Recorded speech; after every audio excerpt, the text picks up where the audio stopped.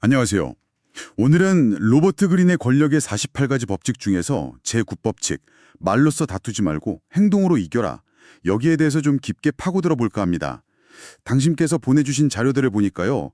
왜 막 격렬하게 논쟁하는 것보다 조용히 행동하는 게 훨씬 더 강력할 수 있는지 그 핵심 원리랑 또 재밌는 사례들이 많더라고요. 네, 맞습니다. 이 법칙이 어떻게 보면 되게 단순해 보이지만요. 파고들면 인간관계나 어떤 권력역학의 본질을 좀 꿰뚫는 그런 면이 있어요. 그렇죠. 오늘 그래서 왜 말싸움이 종종 최악의 선택이 될 수 있는지, 또 어떻게 보여주는 것이 설명하는 것보다 효과적일 수 있는지, 그런 구체적인 상황들을 좀 보면서 이야기 나눠보면 좋겠습니다. 좋습니다. 단순히 이기는 걸 넘어서 진짜 원하는 걸 얻어내는 그런 기술에 대한 탐구 바로 시작해보죠. 자료에서 딱 처음 눈에 들어오는 게 말싸움에서 이기는 건 종종 피로스의 승리 같다는 거였어요. 아, 네. 그 비유 정말 적절하죠.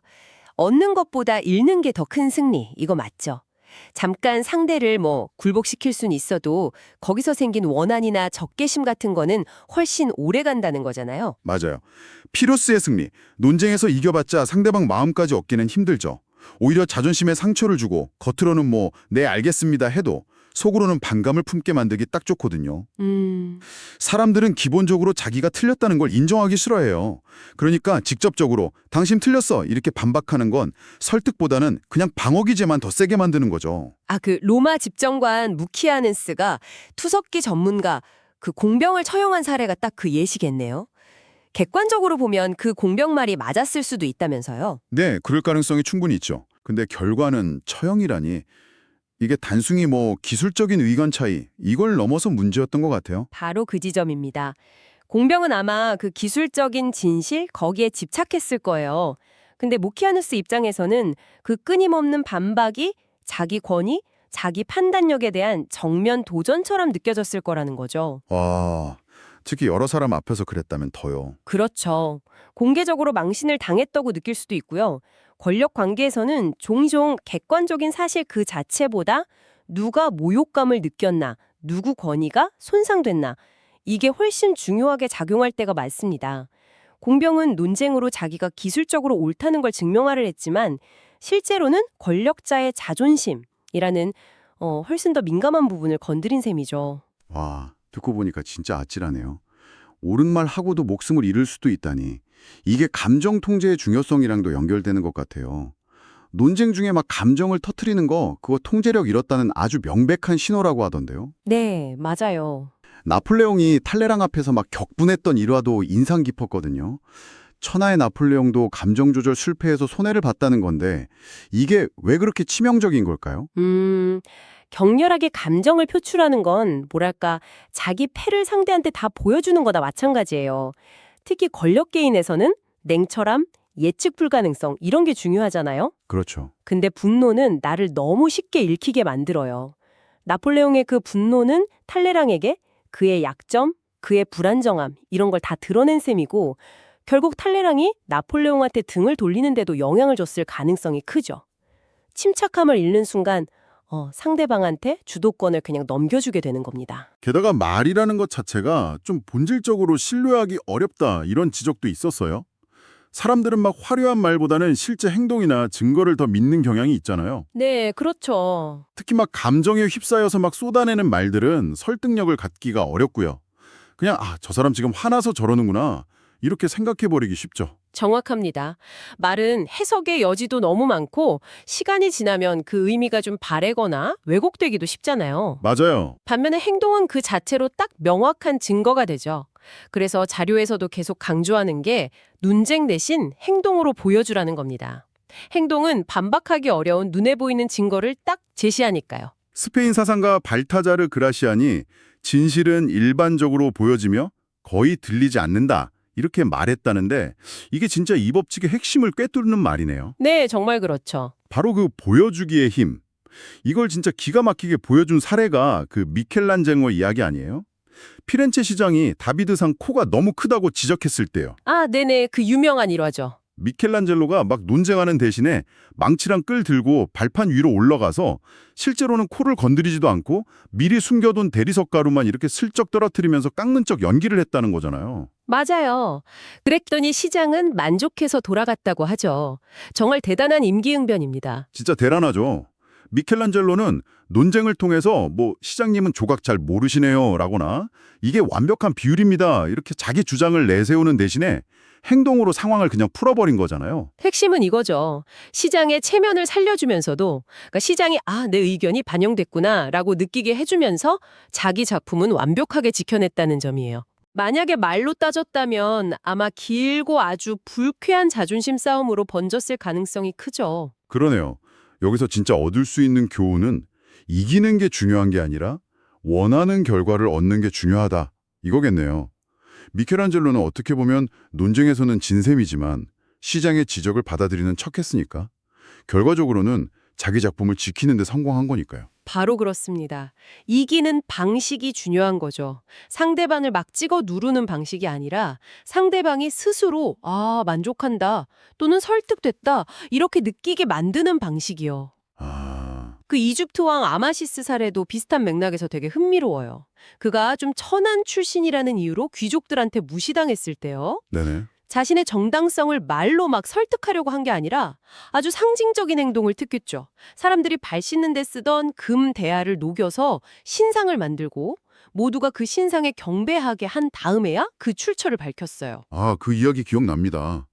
이 보잘것없던 대야도 이렇게 신성한 존재로 변모했듯이 나도 왕으로서 존경받을 자격이 있다.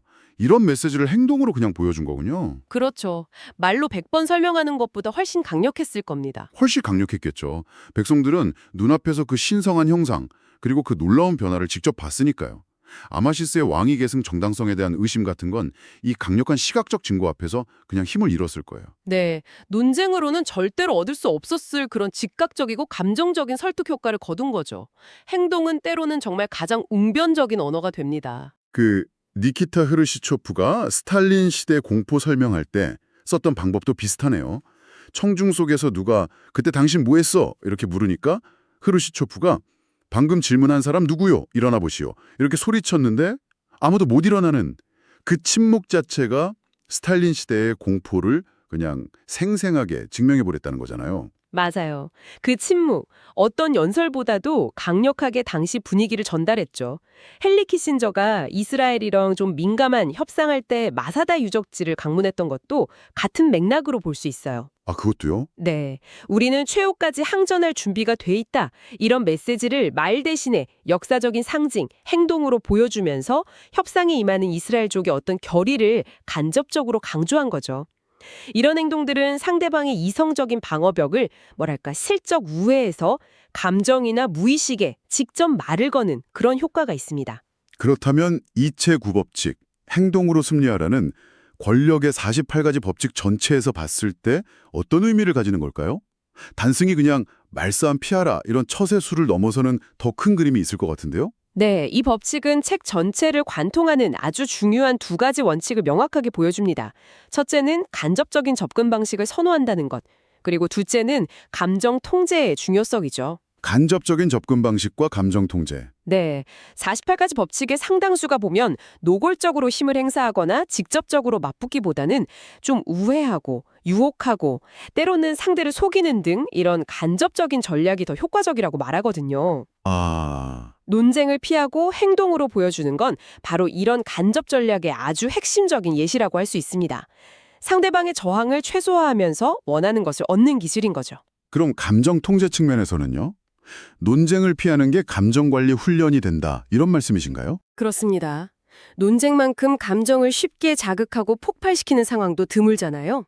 특히 분노나 좌절감 같은 건 판단력을 흐리게 만들어서 전략적으로 실수를 하기가 아주 쉽죠. 네, 그렇죠. 따라서 논쟁을 의식적으로 피하는 것 자체가 감정에 휘둘리지 않고 상황을 좀 객관적으로 보면서 냉철함을 유지하는 훈련이 되는 겁니다. 이건 또 제39법칙, 물을 휘저어 고기를 잡아라. 여기서 감정 동요 없이 상대방 감정을 이용하라고 조언하는 것과도 딱 통하고요. 그렇군요. 즉, 감정을 통제하는 능력이 곧 권력을 유지하고 확장하는 능력과 직결된다. 이런 관점입니다. 이게 착한 사람이 되라 이런 도덕적인 문제가 아니라 철저히 전략적인 판단인 거죠. 하지만 좀 궁금한 점이 생기는데요. 모든 상황에서 논쟁이 다 나쁘기만 할까요? 때로는 정말 중요한 문제를 놓고 치열하게 토론하고 의견을 부딪혀야 할 때도 있지 않습니까? 예를 들면 뭐 진실을 밝힌다거나 잘못된 걸 바로잡기 위해서요? 물론 현실에서는 그런 상황도 있겠죠. 하지만 이 책의 관점은 어디까지나 권력이라는 게임의 법칙에 초점을 맞추고 있다는 걸 기억해야 합니다. 자료에서는 논쟁이 아주 유일하게 유용할 수 있는 매우 특수한 경우를 하나 언급하는데요. 오, 예외가 있군요. 네, 바로 의도적인 기만이나 연막 작전이 필요할 때입니다. 예를 들어서 당신의 진짜 의도나 약점을 숨겨야 한다거나 아니면 좀 불리한 상황에서 상대방의 주의를 다른 곳으로 돌려야 할 때, 이럴 때 일부러 격렬하고 혼란스러운 논쟁을 벌이는 것이 효과적일 수도 있다는 거예요. 아, 마치 그 마술사가 관객 시선을 다른 곳으로 유도하는 것처럼요. 그 사기꾼 빅터 루스트히 사례가 언급됐었죠. 논쟁의 그 열기 자체를 이용해서 사람들을 현업시키고 시간을 벌었다는 건데, 야, 이건 정말 고도의 속임수네요. 네, 하지만 명심해야 할 것은 이게 아주 위험하고 예외적인 전략이라는 점입니다. 대부분의 상황에서는 이런 방식이 오히려 역효과를 낳거나 신뢰를 완전히 잃게 만들 수 있어요. 기본 원칙은 여전히 변함없습니다.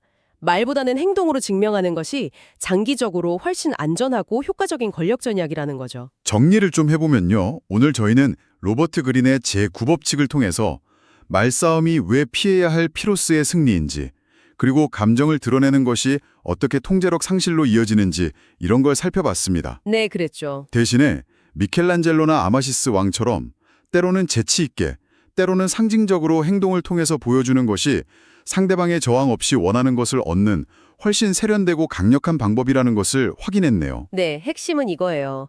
말은 방어와 반박을 부르지만 행동은 그 자체로 그냥 결과를 보여줍니다.